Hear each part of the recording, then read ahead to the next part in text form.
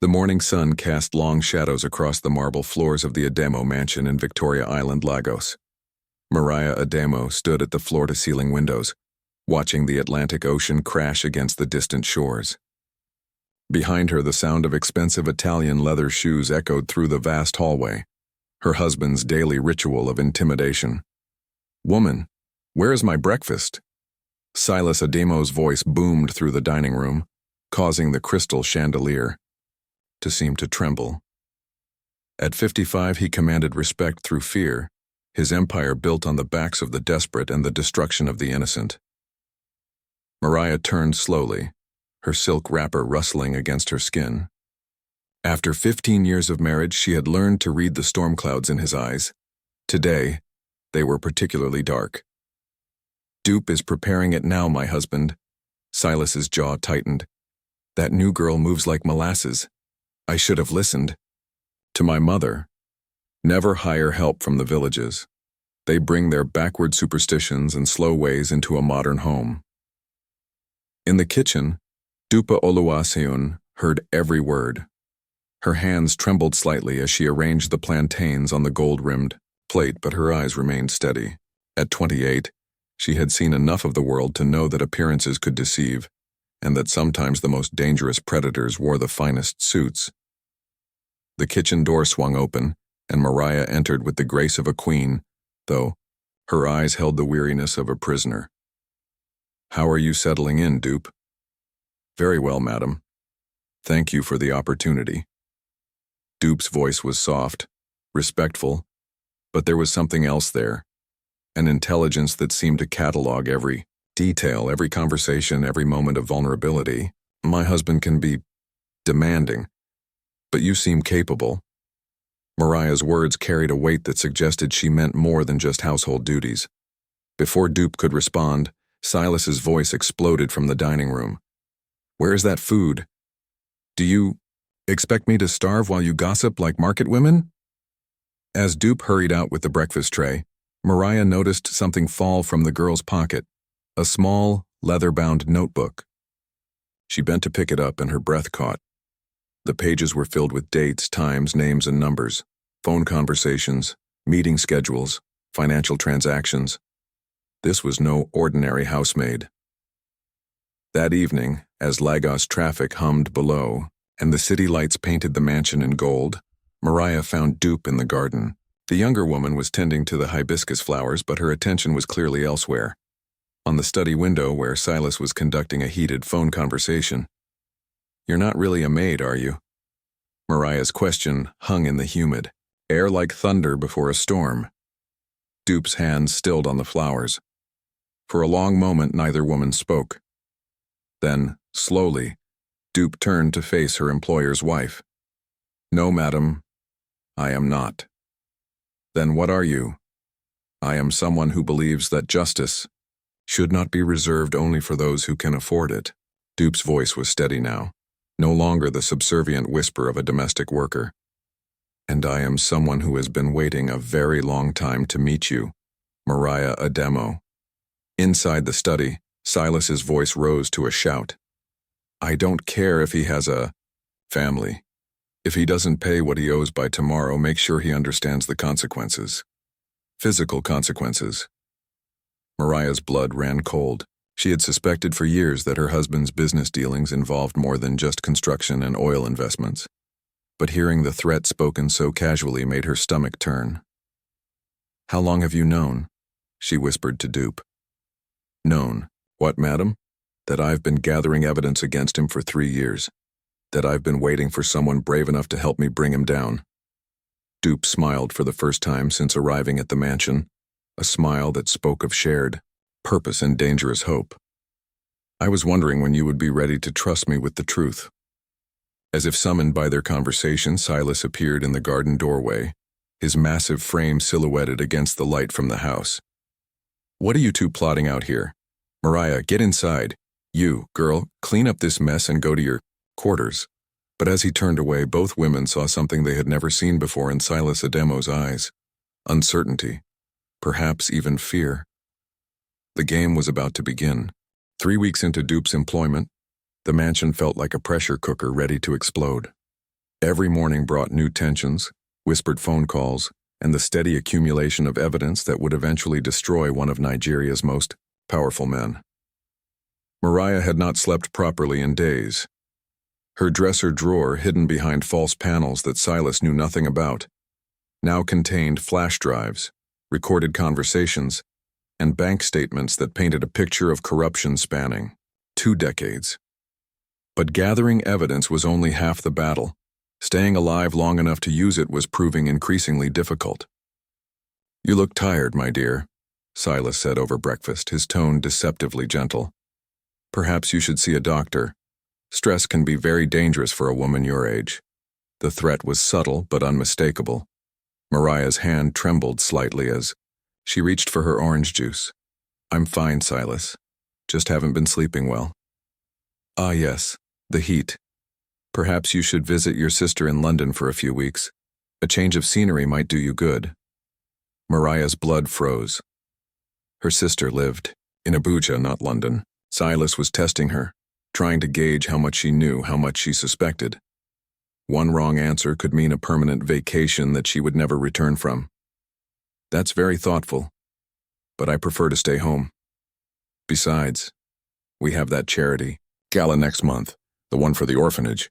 Silas's eyes narrowed. The charity gala was a facade, a way to launder money through fake donations while appearing philanthropic to Lagos society. If Mariah was mentioning it, she was either completely naive or dangerously informed. Of course, the orphanage. He stood abruptly, his chair scraping against the marble floor. "I have meetings all day. Don't wait up for me tonight." As soon as his Mercedes disappeared through the gates, Mariah rushed to find Dupe. She found her in the laundry room, but the young woman wasn't washing clothes. She was photographing documents with a tiny camera hidden in what appeared to be an ordinary button on her uniform. "We need to talk," Mariah said urgently. "He's suspicious. He mentioned sending me to London, but I don't have family there. It was a test." Dupe's face hardened. "How much does he know?" "I'm not sure, but we're running out of time. Last night, I heard him on the phone with someone called the cleaner. They were discussing a problem that needed to be permanently resolved. When is your next opportunity to access his private safe?" "Tomorrow night. He's meeting with his business partners at the Continental Hotel. But Dupe, if he's having me watched, he is. 2 men in a black Toyota Camry have been parked across the street for the past 4 days. They change shifts every 12 hours. Mariah's legs nearly gave out. "Then we're trapped. If we try to leave with the evidence, who said anything about leaving?" Dupe's smile was sharp as a blade. "Mrs. Ademo, you've been thinking like a victim for too long. It's time to start thinking like a hunter." That evening, as Silas prepared for his meeting, chaos erupted. The mansion's security system mysteriously malfunctioned, causing alarms to blare throughout the house. In the confusion, nobody noticed Dupe slip into Silas's study and plant a tiny recording device behind his computer monitor. "What is this incompetence?" Silas roared at the security guards. "Fix it immediately." While the guards scrambled to restore order, Mariah used the distraction to access Silas's private bathroom, where she knew he kept a spare key to his safety deposit box taped inside the toilet tank, a hiding place he thought was clever because of its vulgarity. By the time the alarm stopped and order was restored, both women were back in their respective places, playing their roles perfectly. But they had gained something invaluable: the location of Silas's most damaging secrets. Later that night, as Silas left for his meeting, he paused at the front door. "Mariah, I've been thinking about our conversation this morning. Perhaps you should visit your sister sooner rather than later. Tomorrow even." "But Silas, It wasn't a suggestion." His voice carried the finality of a death sentence. "Pack your bags. The driver will take you to the airport in the morning." As his car disappeared into the Lagos night, Mariah and Dupe stood in the hallway, both understanding that they had perhaps 12 hours to execute a plan that had taken 3 years to develop. "Are you ready for this?" Dupe asked quietly. Mariah looked around the mansion that had been her prison for 15 years, at the marble floors that had echoed with her silent tears. at the golden fixtures that had witnessed her husband's cruelty. When she spoke, her voice was steady as steel. "I've been ready for this since the day I married him. The question is, are you who I think you are?" Dupe reached into her uniform pocket and pulled out a badge. Not a maid's identification, but something far more dangerous to men like Silas Ademo. Inspector Dupe Oluwason, Economic and Financial Crimes Commission. "And Mrs. Ademo, tomorrow morning, your husband is going to discover that some cages can't hold the birds inside, especially when those birds have learned to fly." Dawn broke over Lagos with the promise of reckoning. Mariah had not slept. Instead, she had spent the night transferring 15 years of carefully documented evidence to multiple secure locations. Bank statements showing offshore accounts in the Cayman Islands, photos of meetings with known criminals, audio recordings of Silas ordering violence against business rivals, the charity gala ledgers showing millions diverted from orphanages into private accounts, but most damning of all, the contracts. 23 construction projects across West Africa where Silas had used substandard materials, resulting in building collapses that killed over 400 people. Each tragedy had been covered up with bribes, threats, and the systematic destruction of families who dared seek justice. "The briefcase is in his study safe," Mariah whispered to Dupe as they heard Silas's footsteps on the stairs. "Combination is 1985, the year his first building fell down in Kano." Dupe's eyes hardened. "How many died in that one?" 63 children. It was a school. Before Dupe could respond, Silas appeared in the kitchen doorway, already dressed in his finest suit. His suspicious gaze swept between the two women, and Mariah felt her heart hammering against her ribs. "You're awake early, my dear. Excited about your trip to London?" "I've decided not to go, Silas. I'm not feeling well enough to travel." The temperature in the room seemed to drop 10 degrees. Silas's massive frame filled the doorway as he stepped into the kitchen, his presence radiating barely controlled violence. "That's unfortunate because your ticket is non-refundable and non-negotiable." His voice was silk wrapped around a dagger. "You leave in 2 hours." "No." The word escaped Mariah's lips before she could stop it. In 15 years of marriage, she had never directly defied him. Silas moved faster than a man his size should have been able to. His hand shot out and grabbed Mariah's wrist, twisting until she gasped in pain. "You seem to have forgotten your place, woman. Let me remind you." "Let her go." Dupe's voice cut through the tension like a blade. Silas turned toward the maid, his eyes filled with contempt. "Did this village girl just give me an order in my own house? I said let her go." Dupe stepped forward, and something in her posture had changed completely. Gone was the subservient maid. In her place stood someone who had clearly been trained to handle dangerous men. Silas released Mariah and turned his full attention to Dupe. "I think it's time you found employment elsewhere. Pack your things and get out." "I don't think so." Dupe pulled out her phone and tapped the screen. Immediately, Silas's own voice filled the kitchen, crystal clear through the phone's speakers. "I don't care if he has a family. If he doesn't pay what he owes by tomorrow, make sure he understands the consequences. Physical consequences." The blood drained from Silas's face. "Where did you get that?" "From the same place I got this." Another tap, another recording. "The cleaner says he can make the problem disappear permanently. Cost is 2 million naira. I told him it's worth it to avoid complications. And this." Tap. "Those families in Abuja won't be a problem anymore. Sometimes, a little violence is necessary to protect business interests." Silas lunged toward Dupe, but she was ready. Years of training had prepared her for this moment.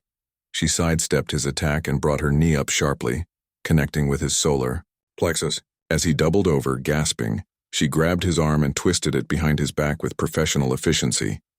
"Silas Ademo, you are under arrest for fraud, money laundering, conspiracy to commit murder, and criminal negligence resulting in death." "You can't prove anything, you stupid girl." Mariah stepped forward, her voice steady despite the adrenaline coursing through her veins. "Actually, we can prove everything. Every bank account, every bribe, every death you've caused, including the children." Silas's face contorted with rage and desperation. "Mariah, you don't understand what you're doing. These people I work with, they don't forgive and they don't forget. If you think you can destroy me and walk away clean, you're more naive than I thought." "The only thing I don't understand," Mariah replied, "is how I stayed married to a monster for so long." Outside, the sound of sirens grew louder. Dupe had triggered a silent alarm the moment Silas grabbed Mariah, alerting her backup team that the operation was moving into its final phase. "Those sirens aren't for me," Silas said, his voice taking on a sinister confidence. "I have friends in very high places. By tonight, you'll both be the ones in handcuffs. Or worse." But as the sirens reached the gates of the mansion, Silas's confidence began to crack. Through the window, they could see not just police cars, but vehicles from the Economic and Financial Crimes Commission, the Department of State Services, and even military personnel. "You see, Silas," Dupe said, maintaining her grip on his arm, "the thing about building an empire on corruption is that eventually, you run out of people to bribe, especially when the people you're trying to bribe are the ones who've been investigating you for 3 years. The front door burst open, and a flood of officers in tactical gear poured into the mansion. Leading them was a woman in an expensive suit, clearly someone with significant authority. "Inspector Oluwaseun," the woman called out. "Status report. Suspect is secured, Director. Mrs. Ademo is safe and all evidence has been preserved." Silas's legs gave out as the realization hit him. This wasn't a simple police operation. This was a coordinated takedown involving the highest levels of law enforcement. His empire of corruption was crumbling and there was nowhere left to run. As the handcuffs clicked into place, Silas looked at his wife with a mixture of hatred and disbelief. "You planned this. All of it." Mariah met his gaze, without flinching. "For 15 years you underestimated me. You thought I was just another pretty face to decorate your arm at society functions. You never realized that I was watching, listening, and remembering every crime you committed." "This isn't over," Silas snarled as the officers began to lead him away. "You have no idea what you've unleashed." But his threats carried no weight now. The monster had been caged, and for the first time in 15 years, Mariah Ademo was truly free. The Lagos High Court had never seen such chaos. News of Silas Ademo's arrest had spread like wildfire through the corridors of power, and the ripple effects were destroying lives across 3 continents. Politicians, business leaders, and even some religious figures found themselves scrambling to distance themselves from a man they had once courted for his wealth and influence. Mariah sat in the witness box, her voice steady, as she detailed 15 years of systematic corruption. The courtroom was packed with journalists, lawyers, and family members of Silas's victims, people who had waited years for this moment of justice. "Mrs. Ademo," the prosecutor asked, "can you tell the court about the Kano incident in 1985? Mariah's hands trembled slightly, but her voice remained strong. "My husband deliberately used substandard concrete and steel to maximize profit margins on the construction of St. Mary's Primary School. When the building collapsed during a thunderstorm, 63 children died. The youngest was only 5 years old." A collective gasp echoed through the courtroom. In the defendant's box, Silas sat motionless, his expensive suit unable to disguise the fact that he was now just another criminal awaiting judgment. "And did your husband express any remorse for these deaths?" "No. He called them acceptable losses, and said that people die in business every day. He was more concerned about the potential lawsuits than the children who would never go home to their families." The prosecutor nodded grimly. "Mrs. Ademo, I know this is difficult, but can you tell us about the other incidents?" For the next 3 hours, Mariah detailed a litany of horrors. Hospitals built with walls so thin they cracked in the first rainy season. Apartment buildings that collapsed within months of completion. Bridges that couldn't support the weight of the vehicles they were designed to carry. Each project had been a death trap, and each death had been covered up with bribes and threats. The Abuja apartment complex that killed 127 people. My husband celebrated that night. He opened a bottle of champagne and said, "Every tragedy is an opportunity for those smart enough to see it." He had already secured the contract to build the replacement housing. Judge Adebayo, a stern woman in her 60s, leaned forward. Mrs. Ademo, you lived with this knowledge for years. Why didn't you come forward sooner? Mariah's composure finally cracked, tears streaming down her face. Because I was afraid. My husband made it clear that if I ever crossed him, I would simply disappear. He showed me photos of other people who had disappeared, business partners who had tried to expose him, journalists who had investigated his projects, even family members who had become inconvenient. What changed? I realized that my silence was making me complicit in every death. Every child who died in those buildings, every family destroyed by his greed. I was partially responsible because I could have stopped it, and I chose not to. The defense attorney, a slick Lagos lawyer named Adewale Coker, stood up. Mrs. Ademo, isn't it true that you stand to inherit billions of naira if your husband is convicted? Isn't this entire testimony motivated by greed rather than justice? Mariah wiped her tears and looked directly at the lawyer. Mr. Coker, I have already signed legal documents transferring every naira of my husband's wealth to a victim compensation fund. I don't want his blood money. I want justice for the families he destroyed. The courtroom erupted. Silas half rose from his seat, his face purple with rage. You can't do that. That money is mine. Order. Judge Adebayo slammed her gavel. Mr. Ademo, you will remain seated and silent, or you will be removed from this courtroom. But Silas was beyond reason. 15 years I provided for you, 15 years of luxury, of respect, of everything you could want. And this is how you repay me? Respect? Mariah's voice rose above the chaos. You call beating me respect? You call threatening to kill me respect? You call forcing me to smile and play the perfect wife while you murdered innocent people?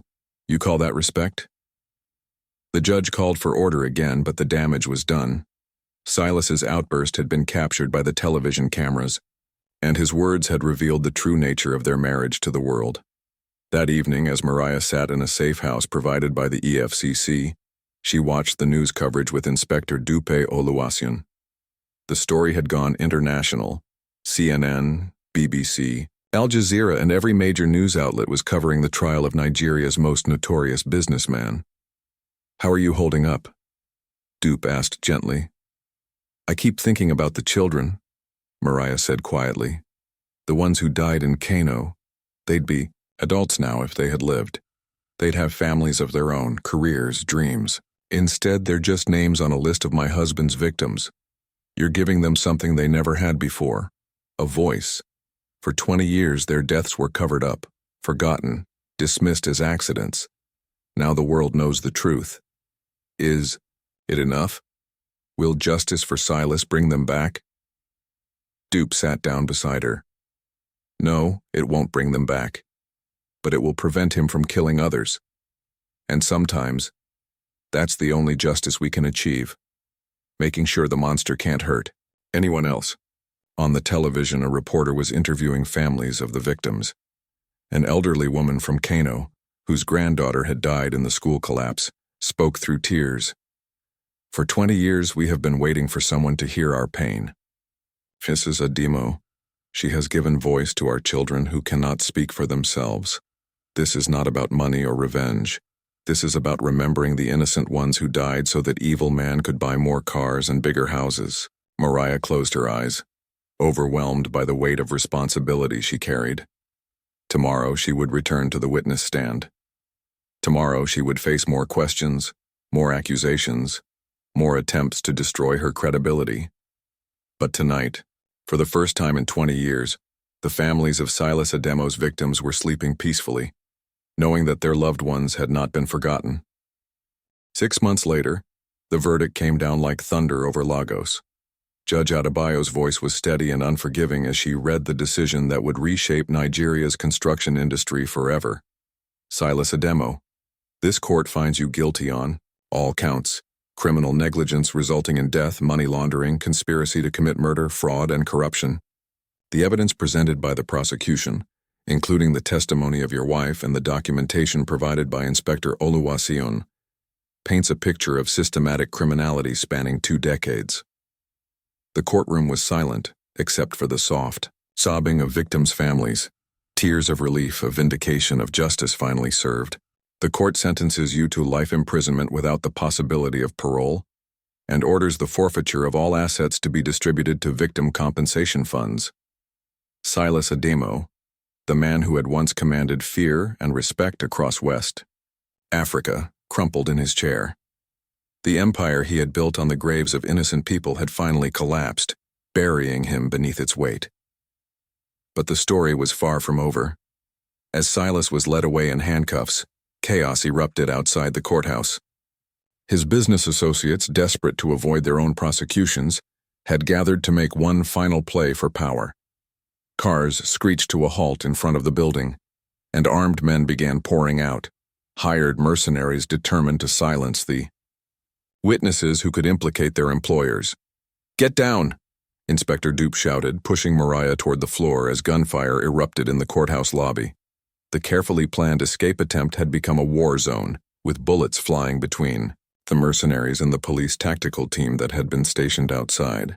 "They're trying to reach the evidence room," one of the officers shouted into his radio. "If they destroy those files, half the politicians in Abuja will walk free." Mariah crawled toward the emergency exit, her designer dress torn and bloodied from the broken glass littering the floor. Behind her, she could hear Dupe coordinating the defense, her voice calm and professional despite the chaos around them. "This is not how it ends," Mariah whispered to herself. "Not after everything we've sacrificed." The battle lasted 47 minutes. When the smoke cleared, 12 mercenaries were dead, 3 police officers were wounded, and the evidence that could bring down 100 corrupt officials was safe. But the victory came at a cost.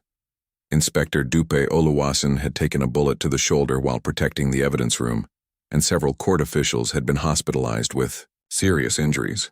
"Was it worth it?" Mariah asked as she sat beside Dupe's hospital bed that evening. "All this violence, all this chaos, was bringing down Silas worth the blood that was spilled today?" Dupe looked out the window at the Lagos skyline, where construction, cranes dotted the horizon, new buildings rising to replace the death traps that Silas had built. "Ask me that question in 5 years when those new buildings are still standing. Ask me when children can go to school without wondering if the ceiling will collapse on their heads. Ask me when families can live in apartments without fear that the walls will crumble in the next thunderstorm." 2 years later, Mariah Ademo stood in front of the newly constructed St. Mary's Memorial School in Kano. Built with the highest safety standards and funded entirely by Silas's forfeited assets, it was a monument to the children who had died in 1985, and a promise that their deaths would never be forgotten. The principal, a young woman named Fatima, whose own sister had died in the original collapse, handed Mariah a plaque that would be mounted in the school's entrance hall, in memory of the 63 children who died on March 15, 1985, and in honor of those who fought to ensure that such a tragedy would never happen again. Truth and justice are not luxuries, they are necessities for a civilized society. Inspector Dupe, now director of the EFCC's Special Crimes Unit, joined Mariah for the dedication ceremony. Her arm was still stiff from the bullet wound, but her eyes were bright with satisfaction. "The last of Silas's co-conspirators was sentenced yesterday," she reported quietly. "Senator Bakare got 15 years, and his construction company has been permanently shut down. The corruption network is finally broken." Mariah nodded, watching as children ran laughing through the playground. Children who would grow up in buildings that were safe, in a world where justice was more than just a word on a courthouse wall. "What will you do now?" Dupe asked. "I'm starting a foundation," Mariah replied. "Victims advocacy, construction oversight, support for families who have lost loved ones to corporate negligence. There are too many Silases in this world, and too many people who suffer in silence because they think no one will listen." "And the nightmares? The guilt?" Mariah was quiet for a long moment. "They're still there. I don't think they'll ever completely go away. But now, instead of guilt over what I didn't do, I feel purpose about what I can do. That makes the nightmares bearable." As the sun set over Kano, painting the new school in shades of gold and crimson, both women understood that their work was far from finished. There would always be more corruption to uncover, more victims to help, more battles to fight.